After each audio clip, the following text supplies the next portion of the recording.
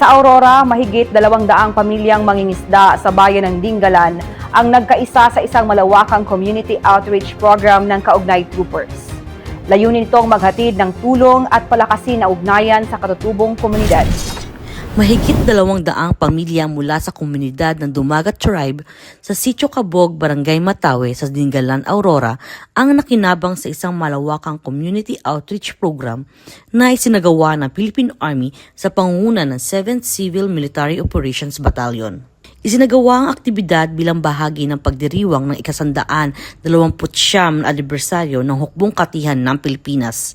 Sa ilalim ng Army Cares Program na naglayong mailapit ang mahalagang serbisyong pangkalusugan, pangkabuhayan at pang-edukasyon sa mga komunidad, lalo na sa mga katutubo at nasa liblib na lugar. Nagkaloob ng libreng serbisyong medikal at dental ang mga medical team mula sa Fort Magsaysay Army Station Hospital at Camp Aquino Station Hospital.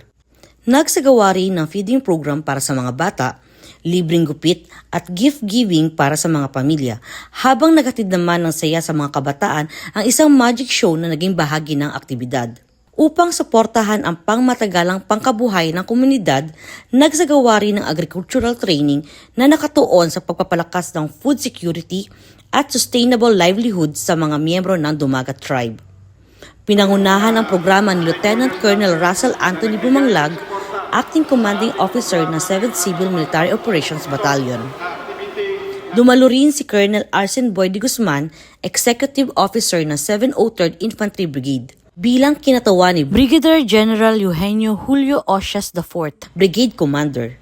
Nakibahagi rin sa aktibidad ang mga opisyal ng lokal na pamahalaan ng Dingalan sa pangunguna ni Norwin Capulong, kasama ang mga kinatawan ng Indigenous Peoples Sector at mga partner stakeholders mula sa Sierra Madre Patriots Eagles Club. Ayon sa 7th Civil Military Operations Battalion, patuloy nilang paiigtingin ang mga programang pangkomunidad sa pakikipagtulungan sa mga lokal na pamahalaan at civic organizations upang maihatid ang mga mahalagang serbisyo sa mas marami pang komunidad sa mga liblib na lugar.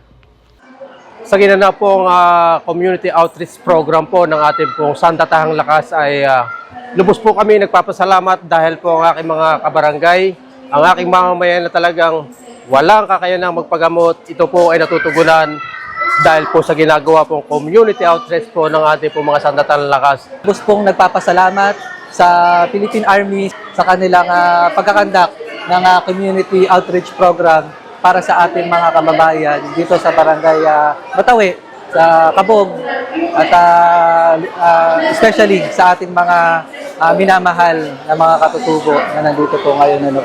Ito po ay sama-samang sumisimbolo ng pagmamahal, pagsusuportahan at pagbabayanihan ng ating komunidad. Patuloy ang programang ito sa patuloy na dedikasyon ng Hukbong Katihan ng Pilipinas sa paglilingkod sa bayan, hindi lamang sa larangan ng seguridad, kundi pati sa pagpapabuti ng buhay ng mga mamamayan ng kanilang pinaglilingkuran. Mula rito sa Dingalan, Aurora, ako si Ellie Dudumo, ang inyong pamilyang kaugnay para sa mas matatag na Hukbong Katihan ng Pilipinas.